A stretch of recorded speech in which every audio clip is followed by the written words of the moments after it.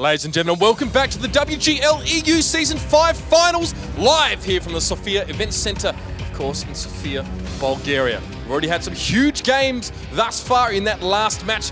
We're going to be into our second lot of them in just a moment, but it's time to meet the next of our teams for today. It's a fresh name in Water Tanks Esports with some very familiar faces. It's Penta Sports.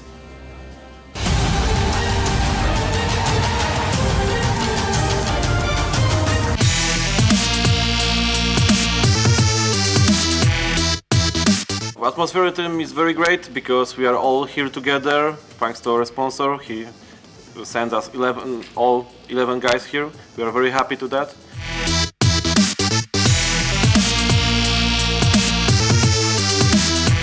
We prepared very well.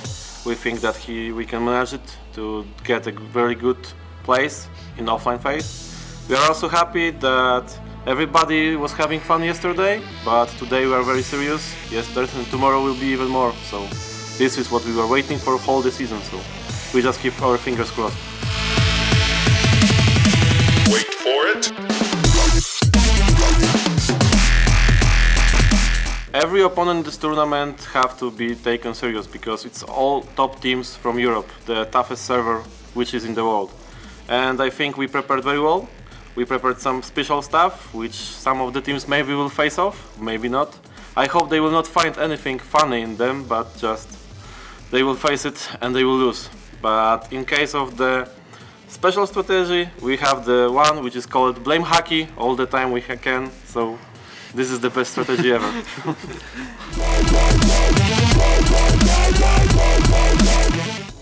Siema! Wir sind hier zu gewinnen und schaut unsere Spiele.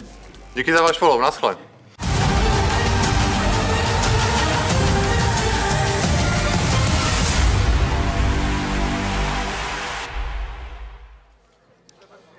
Yeah, I didn't understand that last bit either, but I think a few teams are throwing in their own little bit of flair there. I'm here on stage with Carmen, of course, from Penta. We have been in this position many, many times, my friend. I think too many already. This time they're a little bit different. Obviously coming on board as a bit more of a manager for Penta. Obviously in recent times now, you've been talking about your preparation. You guys were having fun a little bit earlier on. Today it's serious. What's been the buzzword for you guys? How have you tried to prepare yourselves for this event? We just trained a lot. We just thought about the strategies. Daki was watching a lot of streams. Everybody in the team tried to find something useful to the team and to these games. Because this is the most important part of the season. It's offline. We fight for grand finals. We want to win today. And this is the most important stuff for us. Okay, you mentioned that everyone sort of contributes when it comes to strategies and research. Is there any one player on your team that you think is the one to watch? Any one player that you really think is going to be the star of the show?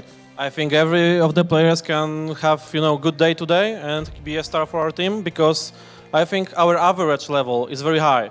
But the people to watch is always Nervax, Killer Pit, and Dakilzor and Dead Zone. So for core players, I think they're always a little above. But the rest of them also follow them. Fluky can also make a great game in T37 or 59-16 in the Tier 6. So, in my opinion, our squad is on very good level, and this is most important stuff in our team. And also the team spirit, and that we know how to focus the tanks of the enemy. Well, it's getting serious when Dakilzor puts on that pink hat of his. And of course, if things go wrong, you just blame Hacky, like usual. Yeah, blame Hacky is our hashtag, and we love it because why not? He is the one who missed the shots in Virtus Pro game.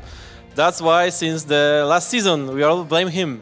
Or call him Wilkie, like Killer Pit. So. Well, thank you very much for that, Carmen. Good luck to you guys, of course. Very important game for you guys. Time to meet our fourth competitor for this weekend. The one, the only, Team WUSA.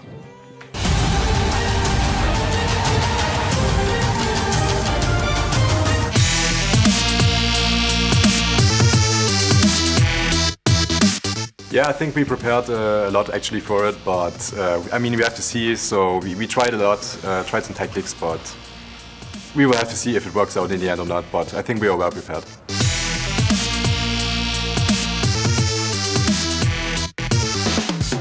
Everyone is expecting to do the best, and I think it's pretty clear to say that they're also going to do a very good job, and it's going to be very hard to beat them, but we're going to try our very best to actually manage to get something good.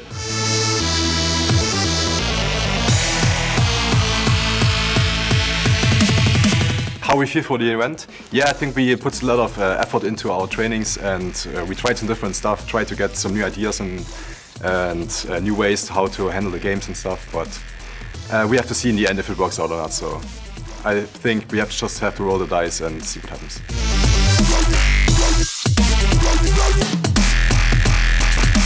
I think we generally prepared like our tactics for the individual maps. We prepared some different stuff, and I don't think we prepared anything specific for any team. But we are like always going a little bit aggressive. But we have to see, like, we are always changing depending on the situation. So.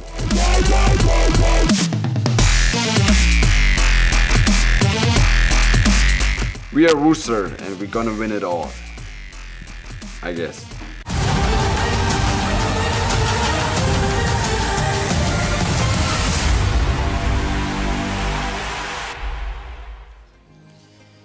Well, I don't really know if I have too much more to add to that. I'm here on stage with Sish, the captain of WUSA. Thank you for joining me.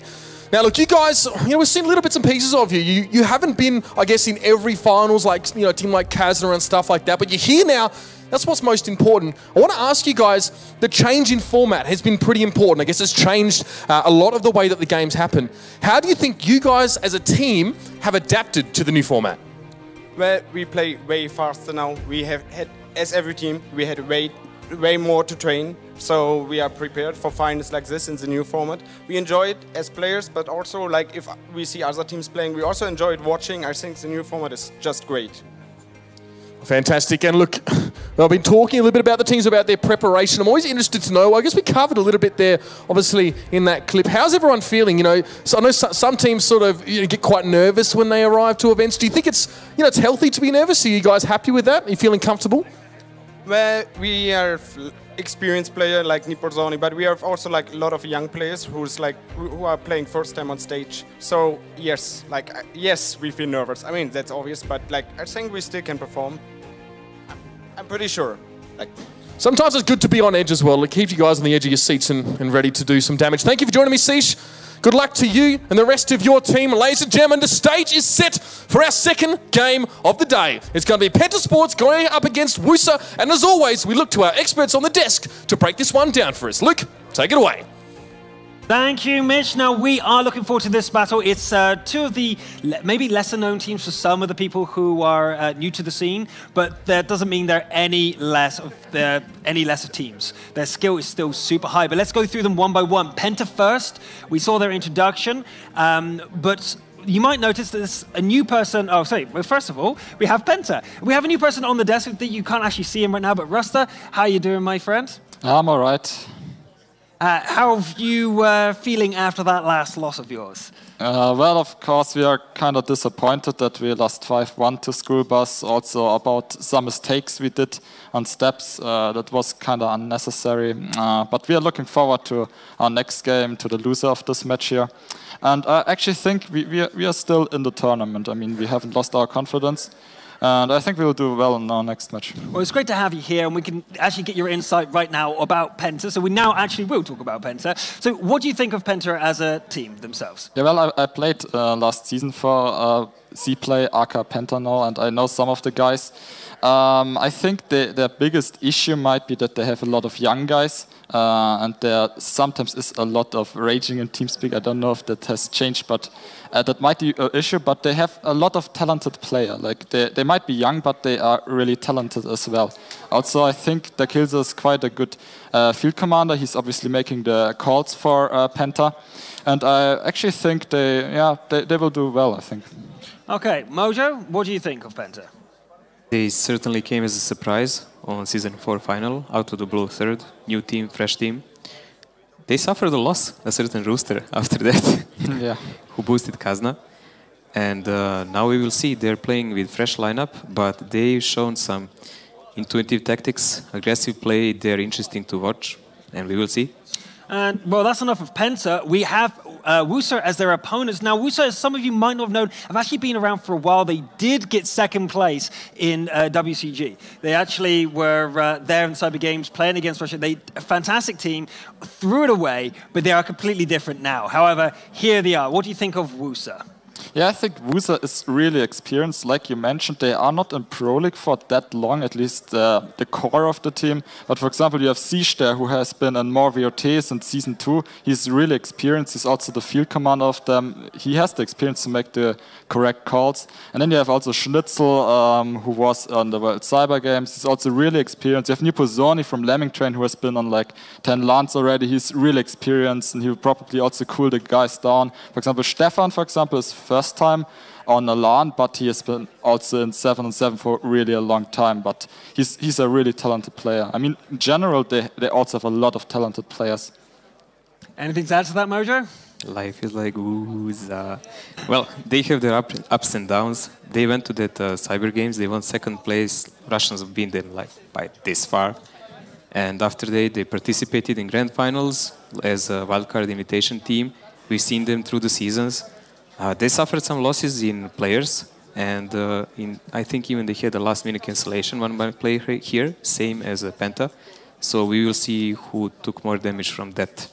Right, so both these teams, we can go head-to-head to see the damage caused, as you said, by the last-second substitutions. Massive rosters here. Take us through who's missing from the roster. Do you know who's missing? The Plunkett is missing from WUSA. Yes, and Agorni from Penta. Right. Oh, so he was actually one of their core members, I believe. They were both core members. And they're both like 3 days before LAN, they said they couldn't come. Okay, so strength versus weaknesses, these two teams. Lay it on me. How do these two shape up directly against each other? Playstyle-wise, aggression, skill with shots. Take me against them. Well, in the online match, it was won by Penta 5-2 against WUSA. They did a lot of traps. I mean, like hiding behind, waiting for WUSA to come in, and then they just demolished them. I mean, I think WUSA will be prepared for that now after their experience in the online season. So I think they will learn from that. And Penta likes making traps. Like really, you will probably see that as well. I mean, Carmen also mentioned they have some special stuff. I think we will also see that. It's really hard to predict who will win this. I mean, both are really good. Both have their strengths and weaknesses. Let's see. Anybody's game. Mojo? This rooster is like a computer. He remembers everything. Penta definitely, I think, is a more intuitive team. They have sometimes better tactics and plans, and they definitely practice more. So this will be something like, again, like Kazan against School Bus, where we thought School Bus will not prepare that enough, but here we go, what happened. So it really depends on which team is most prepared. Both teams got a lot of experienced players. They've had a bit of a shake-up both on their rosters before the season. Obviously, Carmen, coming from Lemon Chain, was also at the Grand Finals. So there's lots of ex-Grand Finals or last year's Grand there Finals is a lot of experienced players on both sides. Like WUSA has strengths. They have really strong counterattacks. They know how to focus fire in those moments. So anything that can happen here is just the pace of the game. Well, that's what we think, but how are you at home thinking? Melly, what's the opinion at home? The vote is pretty balanced for now, but they're with a slight tendency towards Team WUSA. So they're building up fan base, they're building up momentum, and let's see how it works out. People, if you haven't voted yet, just head over to facebook.com/WGLEU and get involved. And there's also another contest already up and running. And, well, most of you people at home were asking me for a beautiful tank of yours, of this game, which is very, very desired by the community. We have one, and you can get it. I don't need to say the name. You know it already by now, I guess. So head over to facebook.com/WGLEU. The first posting on our timeline, it's pinned to the top. Just participate. Show us how you enjoy the Season 5 finals by using the hashtag WGLEU. If you don't have Facebook, don't be sad. You can participate via Twitter.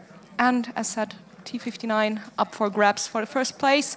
And we have 3 M4 Sherman's Fury.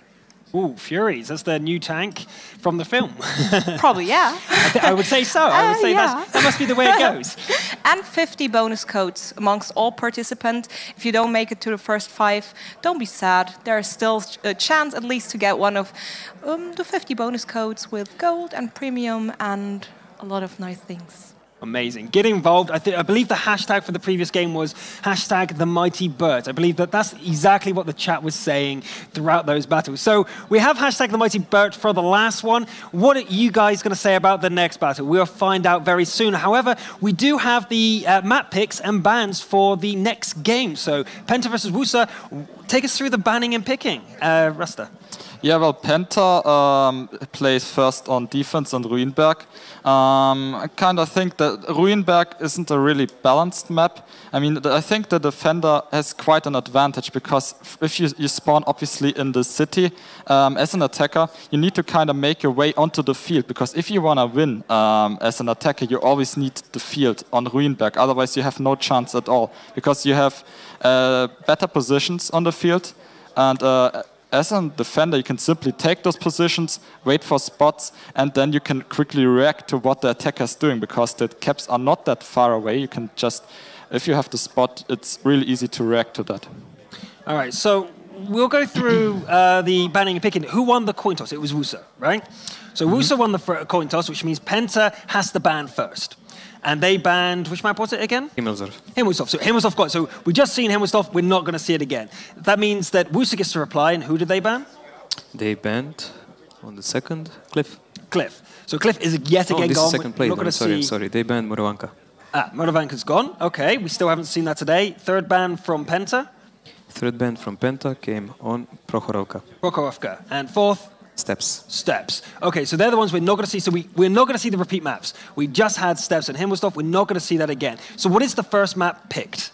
First map picked was Ruinberg, and it was picked by the losing Toscoing team. So Penta. we're going to see defense. Penta on defense. All right, okay. So we have actually Ruinberg. We'll go through Ruinberg now, the basic strategies for attack and defense. We said Penta's on defense, so let's go through the defense. So over here on the battle map, we do actually have, well, defense is the red. So we're going to go through the defense. If you want to come around here and take the audience through what you would do on the defense here.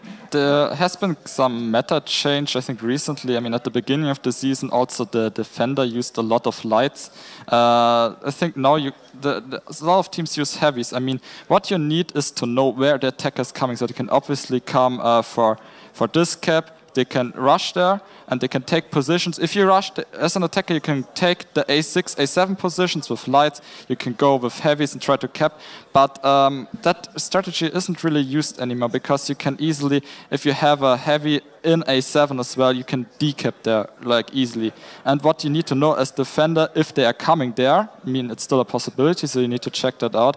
Or if they come through the middle. I mean, that is the most common tactic, I would say, that you rush through the middle, take those positions with lights here. You also need to go like with some tanks the longer way, take this position here, and then you need to try to slowly take the village, because if you have really control over the village as an attacker, the defender has a problem, because obviously you have that cap here. So most teams go for the southern cap here and try to take the village slowly with a lot of light tanks. And as a defender, you need to know if they make the move on the northern cap or on the other cap. You have two caps to defend, so yeah, you need to check that out, and then you need to react accordingly.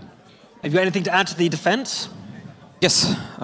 First of all, I would say I'm pretty surprised Ruinberg was picked. It's not the best map for any of them. They are both below 50% win ratio on it. Oh, really? Yes. Maybe that's the reason. They know they're both weak, so it doesn't matter. I'd say they have something special for us, something like a wild card that they prepared for each other, so we'll see what they cooked up. As defenders, options are limited.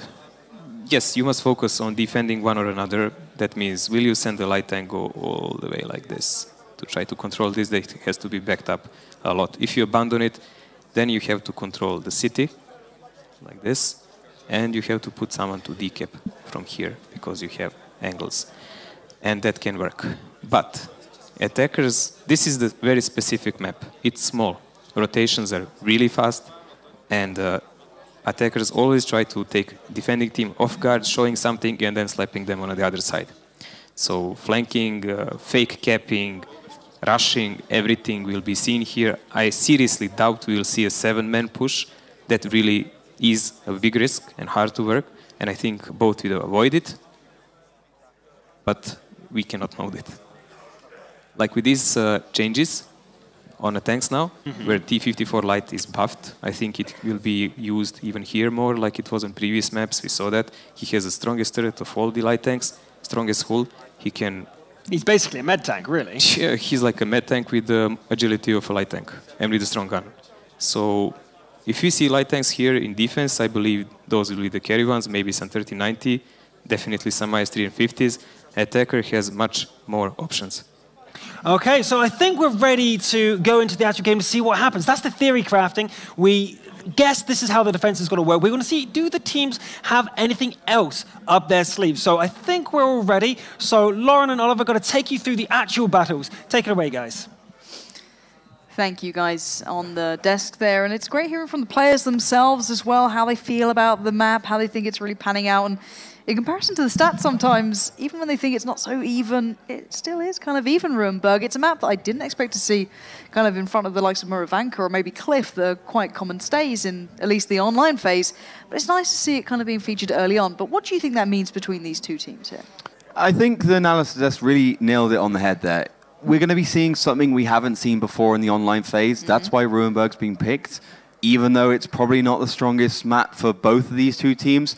Because at the end of the day, at an offline event, you really got to put something new on the table if you want to win it. We see it time and time again, and I think that's what we'll be seeing here today between Penta and WUSA. And for me, this is actually my favorite of the two matches, at least at the start, because WUSA and Penta are so close in so many ways. Both teams, and the captain, Seish, said that, okay, we haven't got that much experience in the team, but we've got a lot of talent. So it's a strength and a weakness. And I think that's where we'll be seeing the dividing line from WUSA and Penta. A little bit in early aggression, and Fluky does get caught.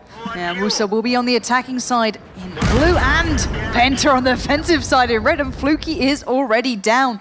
WUSA picking up a very early kill, chipping away at Penta.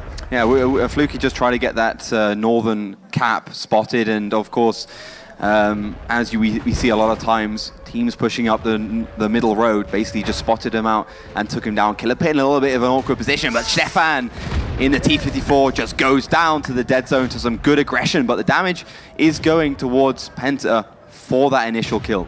Yeah, and bring me down some analysis here, because it looked, well, actually hold on to that, because it looks like Penta just seemed to want to go on the counter-aggression, but Novak's soaking up those shells, but this seems scrappy and it needs to be. Look at that timer, 15 seconds remain. The resets come in. We didn't quite catch that one, but Dekilzor finds at least one, but this is a very quick game. You said there was something special coming out for Ruinberg, and we're certainly seeing it once again. The cap is going to be pushed. WUSA testing Penta early on. Near Pizzoni, the experienced, level-headed player, going to try and hold off Nervax, who's going to go in for the shell. He needs to land this one pretty darn swiftly. He gets it towards Seish and Rufy, but the cap still continues. Surely they can take him down here, 3v1. They need to do it quick before the dead zone gets here. Seish finally takes him down, 5 seconds on the cap, but the resets are coming through from the city. The 1390 slipping around the backside as the dead zone comes in, and maybe Penta can save this.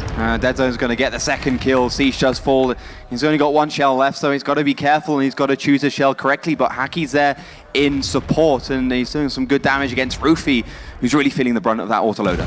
3v4, make it 3v3 as Haki did just take away Rufy, but where can WUSA go now? They need to recollect themselves, and Schnitzel finding the dead zone. Perfect beginning towards that, but now 2 remain for Penta. Dekilzor still on full HP. Haki, however, not so well off as Spoink hot on his trail. Gonna be waiting for reload, has one. Sheltermate gets it, beautifully done. WUSA now firmly in the driving seat and one to find. Daki is in the wrong place. Dekilzor actually going to go on reload on that MX 1390 as well, so Nearpa's already going around. The star player from WUSA wants the final kill.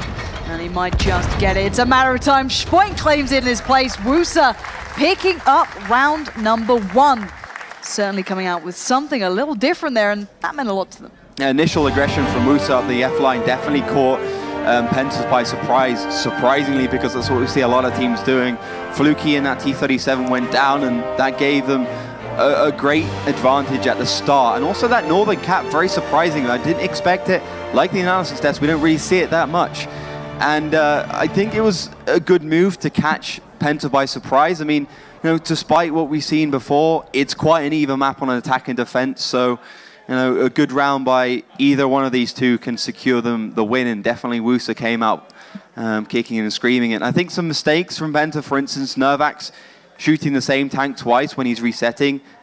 shows that they're the inexperience and shows the kind of nervousness of the team, because that just wouldn't happen in an online phase when you're kind of sitting at home and comfortable. So you can see that Penta are definitely shaky in this first round. And it's funny, you'd have kind of assumed it was the other way around. Yeah, WUSA has some experience during maybe WCG events and things like that, but you know, it's a far cry from that situation now. And you'd say on the other side, and the Ciplo had a great performance, like Daki and co. played very well in the offline events. However, they're kind of switching roles, it seems, and so far, WUSA have been able to transfer that brilliant sort of start and impressive run through the online phase by picking up the first round here. Do you think this is kind of them finding the pace they want to, that they've shown us online, or is it still too early to tell? I think it's a little bit too early to tell. It's only the first round of a best of 8, so we have a few more rounds until we actually can make a kind of general call about the position these two teams are in going into the finals. But I think it shows that WUSA has a little bit of confidence and they have some wind in their sails now with that first round in the bag. But, you know, when problems do arise, WUSA has a bad habit of kind of breaking down.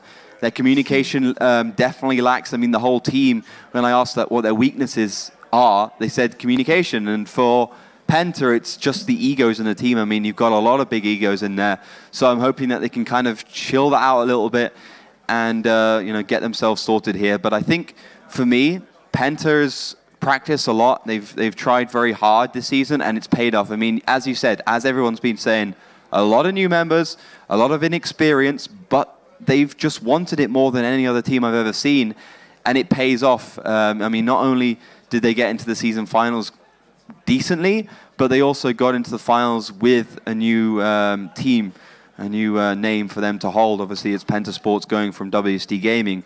So that's a big congratulations to them as well. But going into that second round, I think there was some pretty big mistakes from Penta, but they were obvious mistakes and they're pretty easy to correct. Let's hope they're aware enough to spot them, though. It's still a newish team in a way. They're young players, I think is the best way to put it, with some experienced figures. So to be able to spot these issues, you've got to hope that they're, you know, self-aware. They're making sure that, okay, we messed this up. Let's make sure we fix it going into round number 2. Rather than getting frustrated, that you see a lot of young teams with that kind of fiery personality having that problem, that they'll get a little bit frustrated. They'll start, you know, maybe rather than trying to fix the issues, a little bit of blame goes around, but you never know. You've got to see how these teams come into round number 2. We're not far away from that. They'll be maintaining the sides if you are still new to that game mode. So it stays the same for 2 rounds, and then they switch, so attack will become defense, and defense will become attack. That's how you see it kind of evening out, and you see the teams getting ahead. However, it's not just about us here and the guys in the audience, it's about you guys at home as well watching online. Do make sure you get involved on Facebook, Twitter. I think Melly said the magic word to get you all involved. However, it's now time to turn our attention towards the game. The teams are ready and we are into round number 2 here. WUSA still on the attack and Penta on the defense. Can WUSA make it 2? Let's see, that's the question. You can see the tank lineups pretty much staying the same. I'm a little bit surprised that Penta didn't pick up an extra IS-3, but they have got the 350-100s. Killer Pit playing the IS-3, Dekilza in the T-54, Honor in the MX-3090, and Fluky clearly not good, making that same mistake twice, instead going to a more safe location in A7 so he doesn't get caught up. But WUSA going back to what we've seen the whole season, pushing up in towards that 0 line, trying to get that road with plenty of the bushes for cover, and you know, then they'll start looking towards that eastern village a little bit more, try and get some dominance there. But also, this is a tank I'm very interested in. The LTTB, I'm always kind of surprised that the teams didn't pick up in the online phase because it is such a good all-around tank. 150 damage, very easy to play. Kind of reminds me of the T50-2 back in the days. And, you know, yes, it doesn't do the most damage in the world, but it's certainly a good tank all-around for a Tier 7. And why are we seeing it in this position? Just explain it to me. If someone's brand new to this, they've just tuned in for it, what role is this now taking? What position is it playing? And where is its real end goal here? Well, it can just roam around the map very quickly, and it can do good amount of damage it has to. It's very quick, it's very agile, good camo value, decent reload, and it really doesn't have that many weaknesses. I guess the problem is that normally you would pick an M41 because of the burst damage it can do. But then the M41 received a 4-second reload nerf with that autoloader. So maybe that's tilted the teams in favor of the LTTB a little bit. Of course, some teams will still be picking the M41. You can see they have at least got one guy playing. That's going to be team captain Siege picking that one up. But Cap on the way. That's via Roofy and Vitailen. Both of those players have been very good this season. I mean, Vitailin has been fantastic. I've really thought he's one of the better people they've added to the team, but Dekilzo does want a chance at C-Ship. Well, he's already got the first shot off, so Biggs' advantage staying true. And Noki there this time, not going to be the last man standing, not going to be out of position, but actually Nervak's taking a lot as well, and they're committing a lot to this to stop the cap. 10 seconds remain. They need to stop this one, and really, Killapit and Nervax are still pretty far out. Daki going to try and move on, try and get away. He's down to a one-shot. They might just get this. Siege finds Dekilzo, 4 seconds left. There needs to be a shell coming in. Oh, just about makes it. Brilliantly done, but for what sacrifice? Nervak's going down and the kills are going down. Too much of a sacrifice, I say. Stefan doing a good job on that eastern village as well. Rufy, Vitailin still trying to cap. That might be a problem. They might just want to go for it. But because of that damage the Killzor did, Fluky does find T-Captain Siege, but the cap is still underway. Hacky, the dead zone, looking on Killapit as well. On reload, he has no options. It's down to the 2 in the village. And 5 seconds. No, it was a T-37 coming in as well. They're just about holding on by a thread. And well, Fluky going low. Gonna have to be careful here. Vatilian and Rufy pushing up to the village, trying to deal with the rest. Honor does go down, and this is looking like WUSA's firmly in control here, but they need to seal the deal. Hacky in the dead zone can do a lot of damage in those 5100s though, but they still only got 2 shells each. Stefan takes care of Fluky. That's not a big deal. It's all on these heavy tanks to try and make something work for Penta. Well, there's the first. Hacky finds Rufy, but Hacky down to near on a one-shot point, gets it. And now 2 left for Penta. It's gone from bad to worse, it seems, and Nia Pizzoni fancies his chances against Killapit. The dead zone now surrounded. 3 players fancying their chances, and they get it. Vatilian, the man you called out early on, steps up, and WUSA making it 2. What a brilliant start to the side that came together, surprised us all through the online phase, really carried it on here. 2 for 2, and again, another team stepping up in the offline phase. That pressure not getting to them too much. They seem to be doing well. You can see the Killzor clearly isn't happy despite his usually calm demeanor. I'm lying, it's definitely not calm. Let's not calm. With a pink hat on, clearly is good luck charm from the Season 4 finals where then C-Play, now Penta, took 3rd place fantastically, surprising us all going through that first day in the loser bracket. So a good starting round by WUSA. 2 times on the attack is quite rare. Yes, it's a pretty balanced map, about 50-50, 46% or something. But still, a great start for WUSA, and they just need to keep it together in the defensive side when they do swap over. Yeah, and I want to get the opinions of everyone else as well about the performance from WUSA. Are they keeping up to the reputation they maybe have gathered during that online phase? Guys on the desk, what are your thoughts? Well, that was the battles. Our thoughts, I don't know what to think of that. That was a bit of a mess for me. That was all over the place. I need your opinion. Rusta, take me through that. What happened in the first battle? Well, they used the northern cap to make cap pressure. I think this was the most important part of WUSA's tactics. I mean, they had lights on the northern cap and some lights on the middle street. And the lights on the middle street, like Stefan, got taken out immediately from the WUSA guys, from the Penta guys. But the cap pressure forced the hand of Penta to come back and to decap. And while doing that, they lost Killapit in the Ice 3. They also, Nervax had to go in just for the decap. I mean, that was a really nice tactic because they worked with the cap and they made them come back. What do you think about that, Mojo? I would call initial idea of WUSA okay. Putting those hard penetratable 54s there to do initial spot damage, making Penta think they are going for the other cap. But a realization in that moment was a bit dodgy because they overstayed their welcome. They got greedy because they saw Ice 3 they can shoot. They shot already T-37 easy on the north. When they realized this entire Penta is counterattacking them, it was almost too late. Stefan died, other tank barely survived. But not knowingly, they actually won the game because Penta overcommitted on just 2 of them. And they were not in position actually to do the real deal, to decap their own cap. Yeah, it seems like they didn't actually know that they were ahead at some points. It was a bit of a mess, as you just pointed out, that they didn't know too much about the advantage of swinging. I would say that was a bad call between them because in that situation they should have split forces and deal with adequate power on each. And they didn't. They forced those 2 guys. So I think we actually have the moment there you were talking about with Stefan here.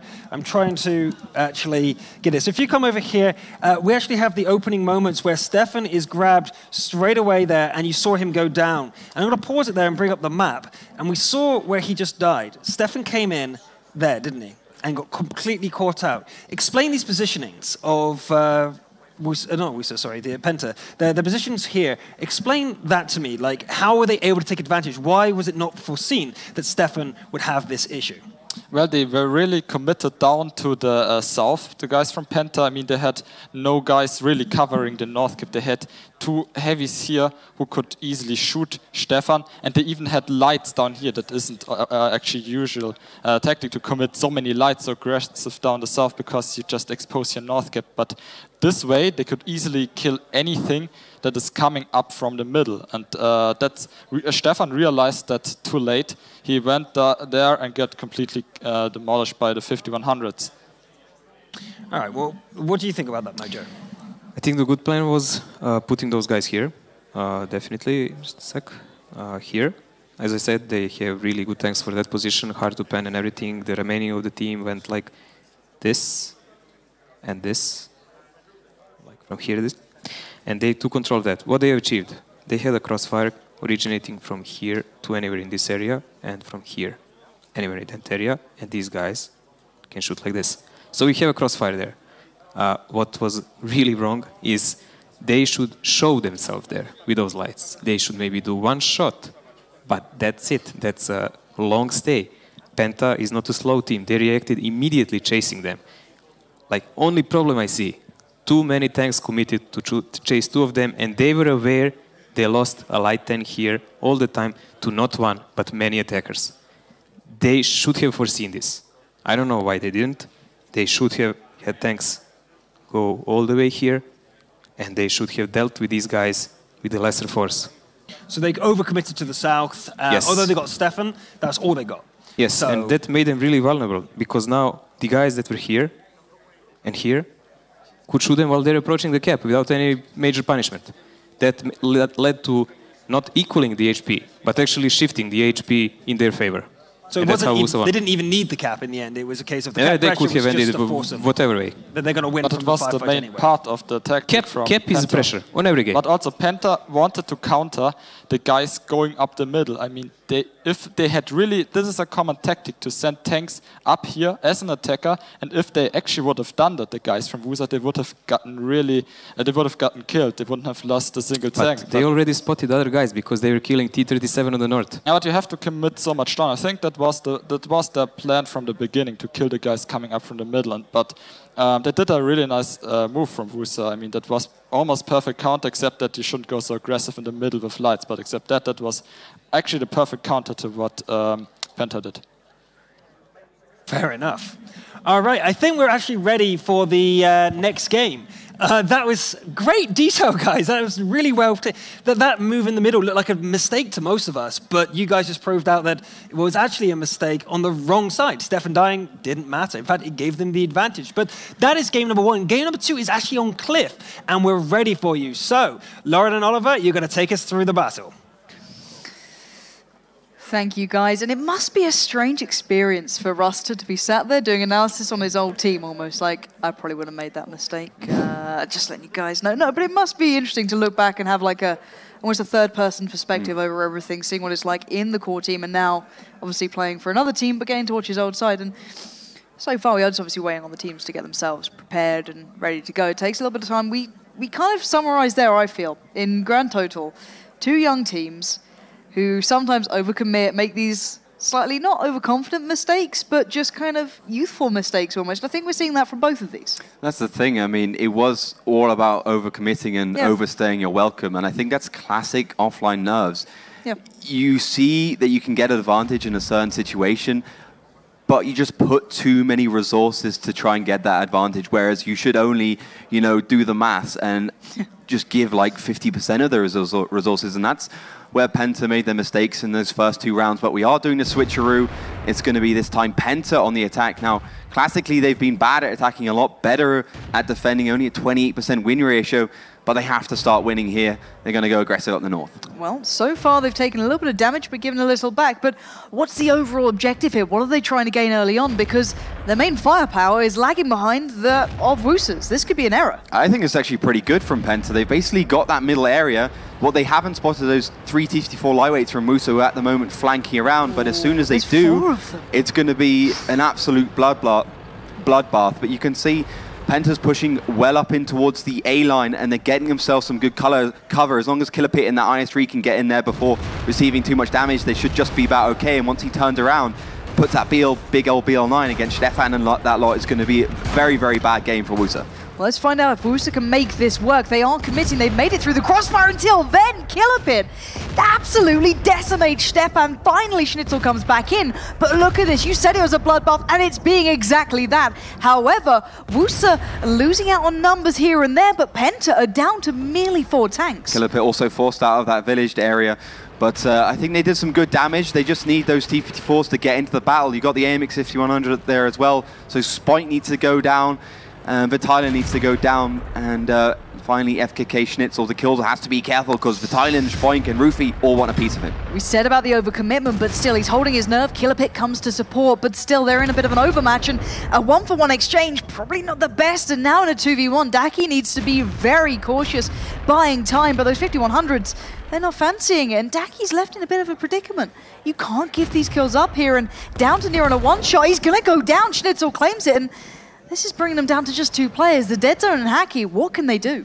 I have to try and do some damage. FKK Schnitzel does get caught out in the middle there, but you can see they're kind of segregated a little bit.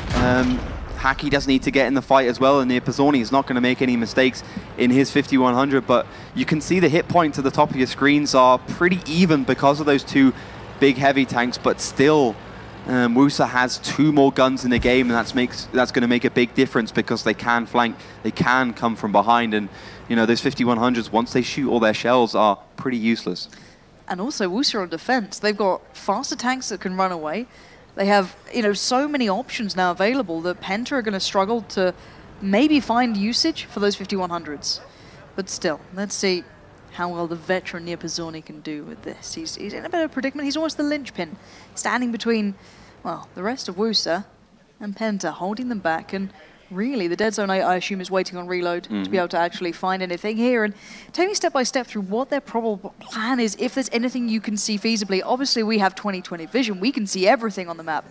Obviously, the teams can't do that, but if you saw this... This is good timing now. This is good timing. The Dead Zone is just going to come off reload in about 5 seconds time. Hacky, the Dead Zone, going to go forwards because they know they can go 2 versus 1 against Pizzoni. And if FKK peaks, he's a one-shot and he'll go down very quickly. So the timing is impeccable from Penta, and those T-54s won't be able to support too well. They do get some damage on the cross, but still, it's not going to slow the 5100s down. No, Pizzoni should fall here. That reload was atrociously timed, but Hacky drastically overextends, gets himself picked up. I don't think he had to commit for that. However, now, just as the Dead Zone alive in a 1v3, taking shots back to back. Schnitzel's on reload, but he cannot withstand this. One more shell will surely do it, and Spoink claims it. WUSA 3-0. Great sniping work from WUSA altogether, getting the shots on those 5100s, not missing anything. That's the buff to the T-54 coming into effect, but WUSA just seem unstoppable right now. I mean, Penta pushing up north. They got themselves into that A-line where all those buildings and all those awkward kind of fences are, but the thing is, those T-54 lightweights which were rotating around didn't get spotted, which meant Penta, with their T-54s, were sitting in the F-road in the middle area too long, and they were out of the battle for too long. If they had rotated around behind WUSA's flanking T-54s, it would have been a completely different game. So again, it was about information. If they had it, they might have been able to win it, but great decision from WUSA to flank with those T-54 lightweights. And well, once the northern A-line tanks from Penta went down, it was pretty much game over. It was a 4 versus 2 situation. I thought Killer Pit did as good job as he could in that IS3. He didn't really make any mistakes. The kills on probably should have stayed a little bit further back in that T-54 lightweight, but I think that split just didn't work out, and WUSA just had the perfect counter for it. Okay, and I hate to be the person to bring it back down to earth in a way between these two, but looking at the first game we got to see today, between Kasner and Schoolbus, 2 veterans, let's say, at these events, to a degree, some lineup changes, etc. But to enough of the point, they know how to play these stages. Do you think that either of these teams are playing on the same level as those first two? Experience, decision making, is it close? It's always hard to tell, but I think WUSA's definitely playing on that level. It's a completely different map than we saw in the first game. I mean, there's nothing like steps. But I think they are. I think WUSA's playing very well. I think Penta's just been countered again. And it's the name of the game, countering. And whoever does that the best is simply going to win this finals. But I think for me, the most interesting fact is that WUSA just hasn't played Ruinberg this season. I mean, they've played a total of 4 rounds. They won 2, they lost 2. And completely middle of the road. And when you look at the other side, you got 13 rounds played by Penta, so the experience is more than double. Theoretically, that experience should work towards Penta's favor, but then again, you have that whole game of, do we really want to give away our tactics on every single map? Yeah. And I think Penta's done that too much. I mean, if you look at School Bus, they haven't, played Prokhorovka a lot, for instance. They haven't given their tactic away, and I guarantee it that they'll pick the map up and show something we haven't seen before. Especially great on it as well. Especially with all the changes to it as well, exactly. So, I mean, these are the kind of things you guys have got to be thinking about. Because at the end of the day, all you need to do is train. And yes, the best training is when you're playing a real match. But still, as long as you do enough of it in a non-broadcasted situation, you can still get a lot of valuable kind of experience and tactics on it. So I think you raise a really good point then. The fact that these guys, you heard from School Bus earlier in their interview when they spoke to Arclit that they've been training a lot. They've got some different training partners this time. They didn't have their usual training partner, but they tried different teams. Now, the thing is that when things are broadcasted, obviously it's very easy to look back, watch every single angle, watch the VODs, watch the all of this stuff goes back and they can do it. But when they're just playing practices, other teams might not, get their demos. They don't see the other team's perspective necessarily. They don't get that view of things. So they can try things out, and of course the opposition may see the final outcome of the strategy, but they don't see the pieces falling into place. So, and so far, it seems that WUSA have certainly had the upper hand. And do you actually think they've maybe gone through Penta's, VODs, they've watched the season back, they've seen how they played it out? 'Cause I'm not seeing direct countering necessarily, but it seems they're always aware of how the players like to play almost. I think obviously every team has done that. I mean, it would be crazy if you didn't do that. But the thing is, it's 754, everything changes, and when you add to that the whole offline tournament situation, then you can guarantee things will be played differently. So I'm 100% sure that they're watching it back. I know DeKilzer is one of those guys that loves theory crafting. He loves to look at what the other team's doing, but I just personally think that you shouldn't read in too much onto what the other team has done, because you can kind of overthink, and it's definitely one of the weaknesses of Penta. They overthink a lot of situations when they should just go for that gut reaction. I think if they'd gone for the gut reaction, they would have probably rotated around back in towards their base along the F line and caught WUSA's T-54s from behind, but they didn't, and it definitely caused them some problems. But game number 4 is on the way, and let's see what happens. And this could be match point almost, well, in one map, which is insane. Getting onto 4 rounds would get you 1 round away from winning. So here we go. WUSA will be on the defense, starting towards the east in blue. Penta on the attack, and they need this unbearably. And how are they starting out? This is somewhat of a more passive approach from Penta, not quite the aggression we may be used to by now. Very interesting. I mean, first of all, the MX-3090 is not moving; it's sitting back there, and then you got the rotate from Penta going all the way down south, trying to get that zero line as quickly as possible, take down Roofy, get that gun out of the game, get the advantage. But look at the damage! Has received a lot, but he is in a T-37, so it won't be a big deal. We often see that exchange, but now Nervax doesn't cover. If Roofy stays alive any bit of time and Nervax gets more damage, this is huge. Roofy somehow in this. Nervax down to below half HP. Finally, Honor comes in, but that's a lot of damage received very early on. The thing is, there's no pressure in towards the eastern village because no Penta sports tank went up the middle. Usually see like, well, you got the IS-3 there, but usually see like 2 or 3 tanks to stop the team from sniping from the eastern village along that zero line. So Penta received a lot of damage. Killer Pit does do some from the side, but he is alone in the IS-3. And if Fluky shoots and gets spotted, it could be game over for him. For Thailand does want a little piece of Nervax as he does push along in that T-54, and Nervax is a one-shot. And I don't blame them. 3 tanks getting damaged now down to almost a one-shot for the sake of just Roofy. Already Vertilion finds Nervax, so continues the pain from the beginning, but Hacky finally getting back one on towards Point. But now Honor, maybe the next target, maybe looking a little vulnerable there, but Hacky moving in now. Those 5100s looking rather vulnerable. Look at that, down to absolutely nothing. Nia Bazzoni comes in.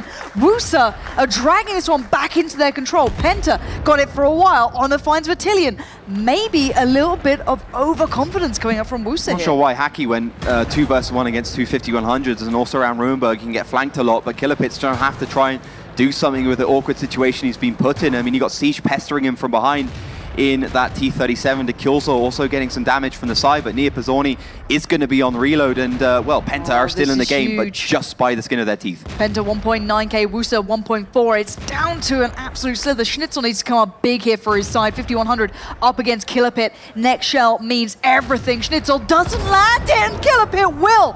That keeps him in this game. 4 minutes remaining. On it down to one shot. Siege finally comes in. 2 left for WUSA. 3 for Penta. Who's going to get this one? Siege has just been keeping his team in this game at the moment. That T-37 just punishing Penta in a good position, but they are definitely in the driving seat. I mean, despite Honor and De Kyulzo being one-shots for Nia Bazzoni, they have 3 tanks in this game, and the Dead Zone wants to make it 1.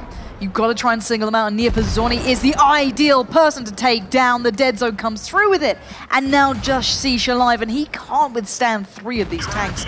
Not for this long. He goes down, and Penta keep themselves in the match. 3-1.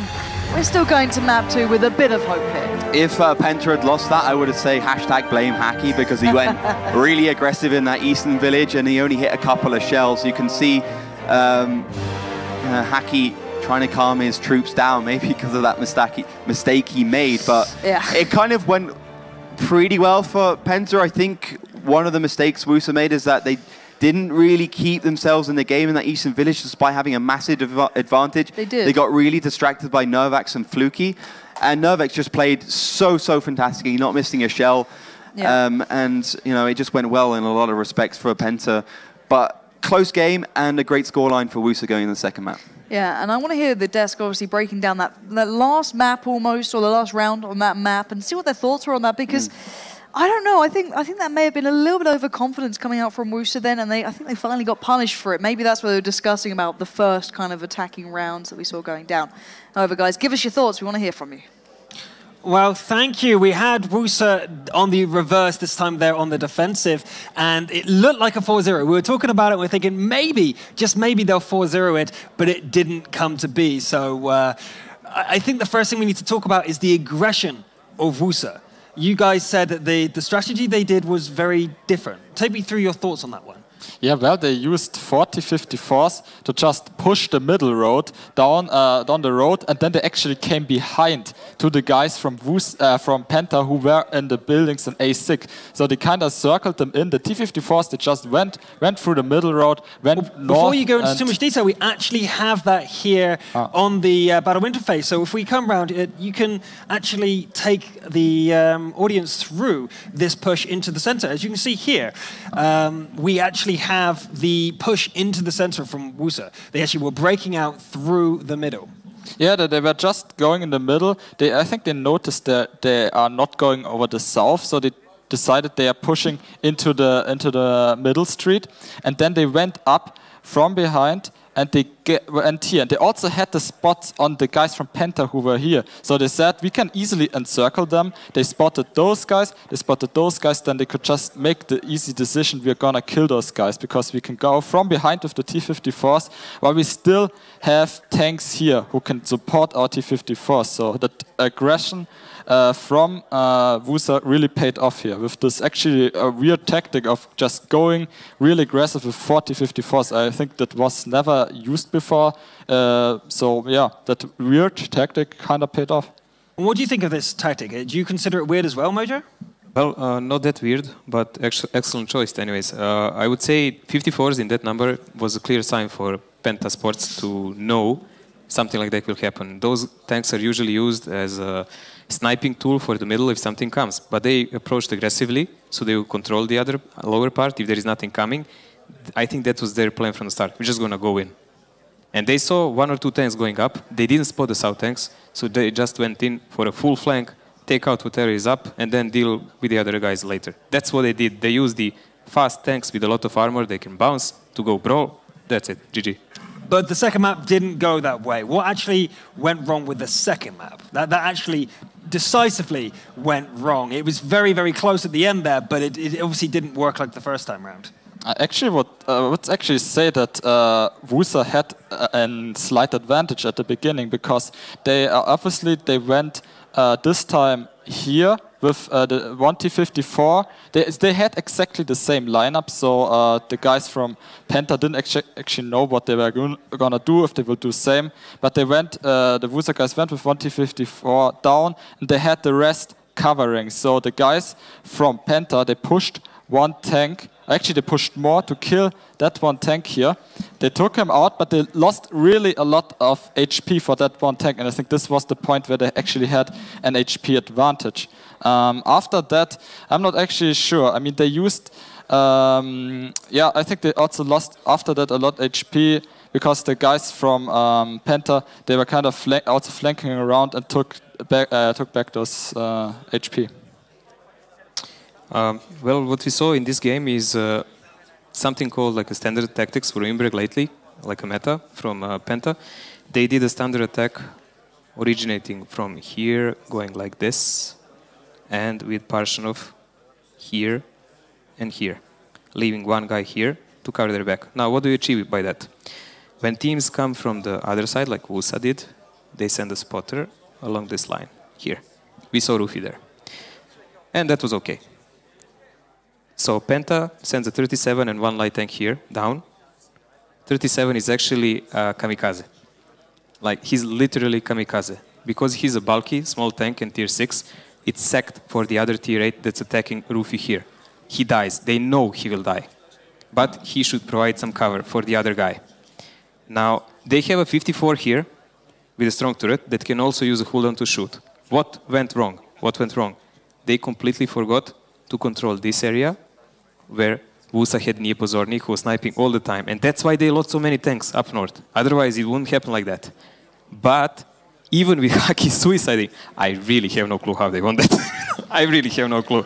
Well, let's actually end the discussion of the previous map there, and we're going to go quickly and have a check-in with you guys at home. Like, what's actually been happening in the social media during that last map? Was it a surprise to everyone that it's 3-1 to WUSA? Not really, since the community voted in first place for Team WUSA and that vote stayed stable. It's 62% for Team WUSA, therefore 38% for Penta Sports. I saw Corman just, I don't know, he was so revealed that they eventually got one round. But the second map is in front of us, and you know, everything can happen if we look close on the entries of the vote expectations of the scorelines. No T49 from WUSA. Russian. Yeah, we're heading to the tank picks a bit later, so give me a second. It's not foreseen from the community. They expect something very like close, and let's see if that happens on Cliff. Let's see, yeah, Cliff is the next map, and we do have to go through and have a look what actually happens on Cliff, because it's the first time we've seen it. We've seen lots of new maps this time. It's 1 map, 2 map, 3 map. We have not seen any of them before, so this is a new one. So let's go through Cliff. So Cliff, basic tactics, guys. What do we expect to see tank-wise? I believe the T49 was hugely popular, at least in the middle part of the season. What tanks do you expect to see on Cliff? Yeah, well, you can always use the T49 with the big gun. You have the ability to cause 910 damage with one shot. I think this is a really good tactic for Cliff, because in the middle you can there's some hills that you can go up on a position where you can shoot them from the upper position. But I'm also interested to see how the T54s will be used on this map, because the T54 was buffed very recently.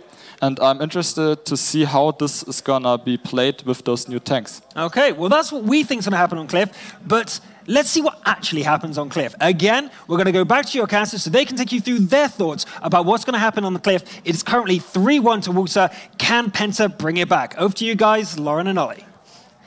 Thank you, and there's some very hard stats to overcome here. You've been looking into kind of some of the previous results we've seen, at least from some of these teams on certain sides, but gotta say it, WUSA racking up some ridiculous numbers here.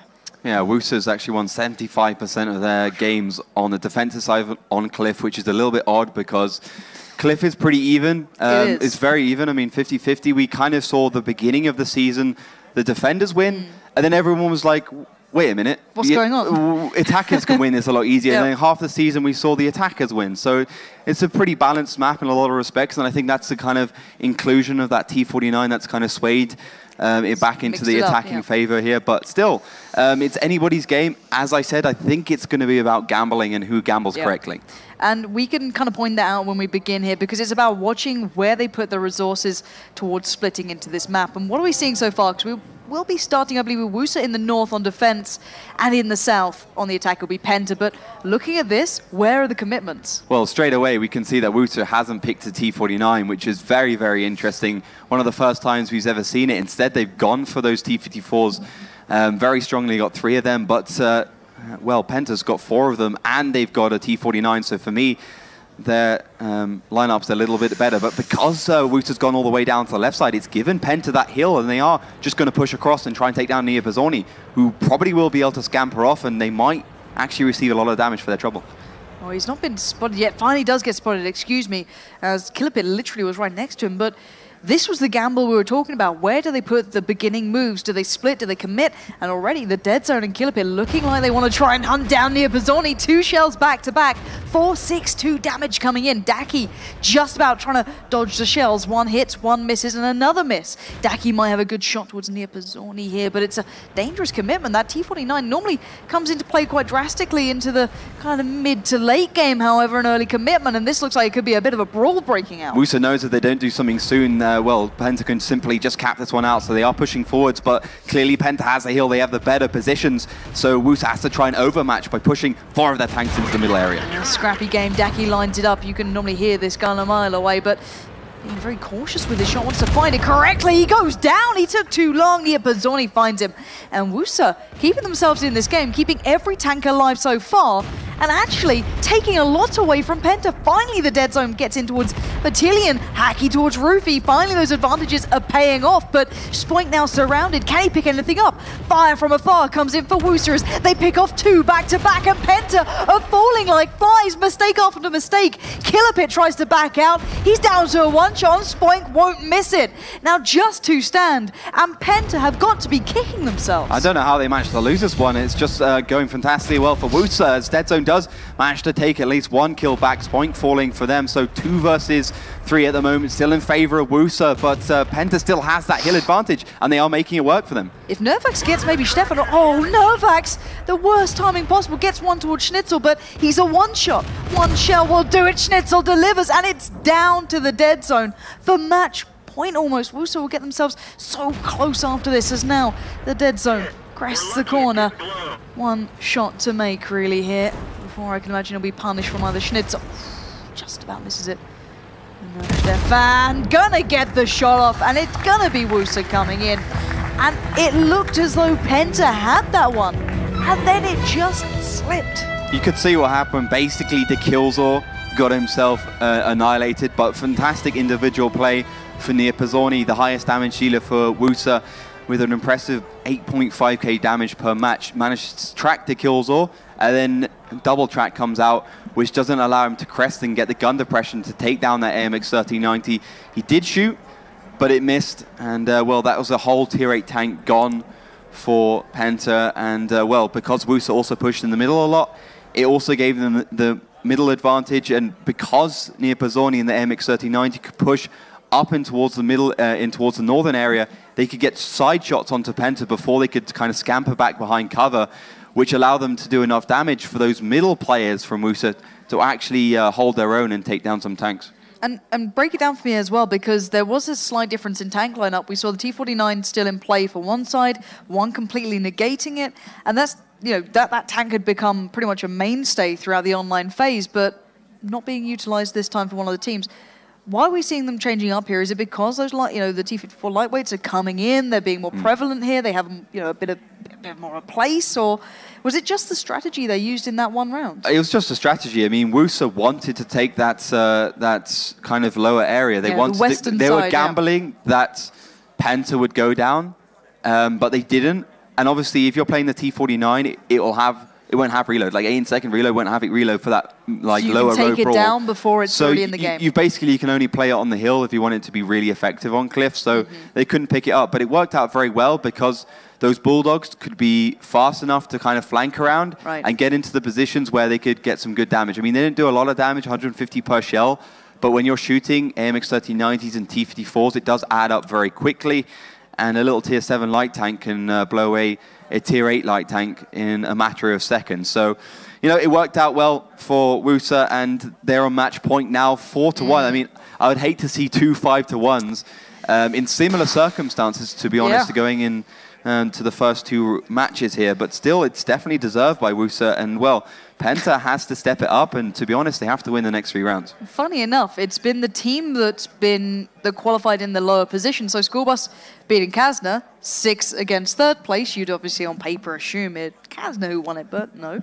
And then you look at this game, WUSA 5th, Penta 4th in qualifying positions. So they're kind of stepping up in these events, and this was something that we discussed during the regular season, is that a lot of teams do have that little bit of a slump. They kind of, you know, drop it a little bit, the passion not necessarily always there, the focus. Because obviously when you get to these events, you know, adrenaline's there, confidence sky high, you've got your teammates right next to you. Everything comes down to this, but you see the difference in teams stepping up, and I think we need to kind of take stock of really what we've actually seen from Penta so far, because I look back at what we maybe saw from let's say the formation of them when they were C-Play. A little bit of a different lineup at the last finals almost. That team came in hot. They came in kind of like WUSA have, just straight away surprising people, kind of going, wow, who are these guys? They're fairly new to the scene. WUSA this time, not new to the scene, but a great performance through the online phase, kind of surprised everyone. But this time, I'm just not sure what to make of Penta so far. I think they really need to prove something here on this final round, hopefully. For their, actually, no, hopefully it's not for their sakes, but what do you think they can do here? Because they need to adjust something. Well, they need to get a little bit of wind in their sails, and they've gone for, well, an extra T54. Clearly, to Killzor doesn't want to make that second mistake, so they've gone for 5 T54s and AMX 1390 and a VK2801 in that German light tank, picked up by, for instance, DTQ a lot, and both teams are going in the middle, but you've got that M41, so the overmatch is going to be in favor of Penta, and they're just going straight in. Penta need to make this count, but they've already lost to Killzor. Watch that HP pool. Look at these guys, the focus fire. Stefan's still alive, just on a one-shot. Finally, the dead zone comes in, but a 2-for-1 exchange so far, still in favor to WUSA. The HP is pretty even, but WUSA starting to take the lead, and this would be a disaster to go out on this one for Penta, committing everything and losing everything. Spoink is doing wonders. This man has been on point this entire game. But now those last 3 players for Penta, is there anything to do here? Because the dead zone's down to nothing. Spoink again comes in. And Killerpit and Nervax, last 2 standing. It looks like WUSA's done more than enough. But for Thailand and Sisha playing the M41s, and they are going to be on reload any second now. Sisha has 2 shells left for Thailand. It's going to come off reload soon. So that's good for WUSA, but until then, Killerpit needs to make it work for him at this point. He's absolutely on point, Spoink. As you said, 100% accuracy, but 3 versus 2. Killerpit not in the greatest situation. 295 hit points, and Spoink is just going to go for it because he has the overmatch. This guy doesn't miss. If you wanted someone to cheer for, this is him. 9 for 9, 4 kills, 1.7k damage, and Nervax might be just his last victim if he fancies it. Does have the shell ready, does finally miss one, I think, but Nervax last man standing. WUSA on the verge, pick it up, 5-1. Outstanding play from WUSA. No words. No words to describe the stomp that we just witnessed by WUSA against Penta. Previously, Penta lost 5-2 against WUSA. This time, it's 5-1 in favor of them, so fantastic work all round. And it was just play on another level. Penta looked shaken at the beginning, a few bad rounds on Ruinberg, and it all went the way of WUSA. Then you could see it kind of culminated in that last round where, you know, if they got the firefighting skills right, they got the focus fire right, it could have gone either way. But this time, it's WUSA's game. Brilliant stuff. A team that lacked maybe some of the experience in these offline events up till now has certainly proven that they can compete. But you've got to question now their road ahead. They're going to face off against some of the champions, let's say, of previous seasons, previous events. And, well, they're certainly in for a test now. I'm kind of curious to see how well they do against maybe the bigger teams. You know, there's School Bus waiting, the likes of Kazna still in this one. And There's no easy way through this tournament, is there? No, Penta does go down to the lower bracket to face Kazna Crew, and of course WUSA goes on to the upper bracket to face School Bus, who've won their previous round against Kazna, of course, 5-1. So 2 shocking results, 2 upsets straight away going just the first day of this event, but we've got a lot more in store, so just a great way to start. Yeah, first 2 games being absolutely unreal so far. I think it's just a credit to the new game mode and how well people play on the day. I think we've seen that both teams have performed better, and they've actually, you know, had the fruit of that. I think they've kind of benefited from the way this has worked out, and I think WUSA can now maybe take a step back and kind of talk about it. Okay, that's amazing with like literally tape, but. Honestly, they can take a step back and maybe a sigh of relief as well, which is the main thing, because they came into this, they looked a little nervous. We kind of said it, they looked a little bit shaky. But now we might actually see WUSA kind of calm themselves down and maybe kind of smooth some of those edges that were discussed on the analysis desk. And God knows how far those guys can go. I think they can go all the way. They just carry on this brilliant spree of games and this brilliant momentum. Penta's, of course, got a lot of questions to answer after that first shaky round, but I don't know. I think that's a great start from a team that, you know, was probably the underdog going into this tournament. Yeah, and let's hear from those underdogs themselves. Mitch, take it away. Thank you very much, guys. What an interesting game. I mean, the voting did reflect a general predilection of the crowd towards WUSA, but I don't think any of us really expected the game to end out the way it did. That Cliff match was quite short-lived. Both those games weren't very long. I want to talk about the first game on Cliff specifically. Now, early on in the match, Penta took the hill. They just pushed the hill, and it was only Nippozoni that was even remotely close to them. When a team takes a hill like that on Cliff, is it a bad situation? Is it something you prepare for? You know how to deal with that? Or you just had to improvise? Well, I mean, obviously you can take the hill if we're just taking the lower side. And we knew that if they were going to push over on Nippozoni, that we had the chance to mobilize on the side where they had less tanks, and it seemed to be the middle. So we pushed in the middle strong, and it seemed to work out really nicely. And I think that's where we won the game. Absolutely, of course, and you know, a few of the guys on Penta were sort of not able to get the shots, of course, but you guys, you're pushing up through the donut was excellent. Your opponent in the next match, well, a little bit later today, should I say, is going to be School Bus. I mean, this is where you would have wanted to find yourself. But, what are your thoughts on School Bus? Is you know, obviously during the season, the results are always very different to online, but how are you guys feeling about that match at the moment? Well, I mean, School Bus, we know they won the last offline finals, and they are always really, really strong offline. And so I think it will be a really tough match, but we're going to do our best, and I think, yeah, we should make it. Thank you very much, Rufy, and congratulations to your team. Well, on that note, let's pass it over to our experts and break it down bit by bit. Dorjan and co, what have you got for us? Well, we have a WUSA victory. That's what we have for you. Interesting strategies there on Cliff. We've seen a massive victory. I don't think that we foresaw WUSA being that strong. What did you guys think of that? Like the general battle, WUSA's performance? Well, in the online season, WUSA was always really strong on Cliff. I actually would say that Cliff is probably the strongest map of WUSA. And I also thought that they were really comfortable playing those maps. And you saw they had a really good strategy. They were able to react to the tactic of Penta quite smoothly. And yeah, that's why I think they won. Yeah, that is... well, actually... Let's give you a chance to explain it in a bit more detail. We do have the first battle loaded up on the tablet. I think that you can actually take us through this step by step on the first battle of Cliff. So we have this interesting formation here by WUSA, again, defending by assaulting. It's interesting the way they do this. Yeah, well, WUSA had only one guy here, Nippozoni, the 1390, and they went with 6 tanks from the cap. They went around and they went up here. That was the initial tactic from the guys of WUSA. So what the guys from Penta did, they just went really aggressive here, straight over like they did in the second Cliff battle. They did it in both Cliff battles, and they sent the T-49, the Killser, up here. They spotted Nippozoni. The Killser wanted to take Nippozoni out, but he kind of overcommitted later on doing that, because later one T-54, I think, went to help Nippozoni, so it was a 2-on-1 situation. Meanwhile, the other tanks of WUSA went and managed to kill Honor for free, basically. And the guys from the hill, I mean, they had Nervax in the hill, but they didn't do enough damage to compensate for the loss of Honor. And then later the kills are just overcommitted. He actually had a problem because Schnitzel in a T54, you cannot penetrate him with a T49. If you load HE, you have like 75 penetration, and this is not enough. 85 with gold, yeah. Yeah, 85 with gold, thanks. And this is not enough to penetrate as T54 lightweight. It actually has some armor, it's lighting, but it has quite a lot of armor.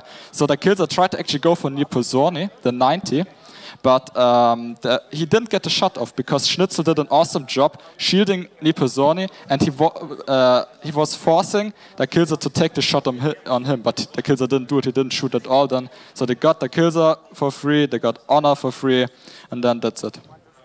Mojo, your thoughts? Well, initial tactics by WUSA was quite normal. When I saw that amount of T54s, they don't have a big gun depression. You cannot use them very well on middle, except to YOLO or something like that. And when I saw lineup from Penta, I really expected actually there will be a major clash here. I really expected a pandemonium there. They chose to attack the northern side and take offensive initiative by capping. You could see that VK going immediately, like here, as soon as the tanks were spotted. He did a pressure cap. So in light of that, I would say the killser's move to go like this was okay. He took one shot, and going there was okay. What was not okay, leaving this Honor here alone, because he was cut off from the help from the remainder of the team. And one action that the killser did, going downhill, trying to shoot these guys, being open to both of them and other guys on a map, I don't know. As we saw, the game actually ended pretty close. If he was still alive with that major dealing damage tank, they might have won. 54s are direct counter to T49. They have 120 front hull armor and 160 front turret armor.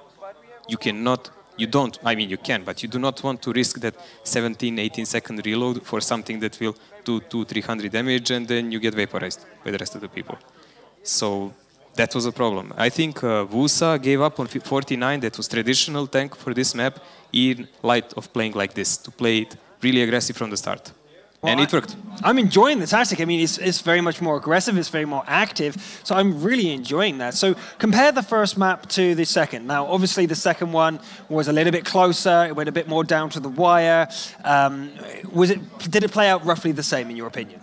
Well, you can't really say that Penta did almost exactly the same. They just pushed the middle. But this time, WUSA wasn't flanking around. They actually encountered them in the middle, and they just had a firefight.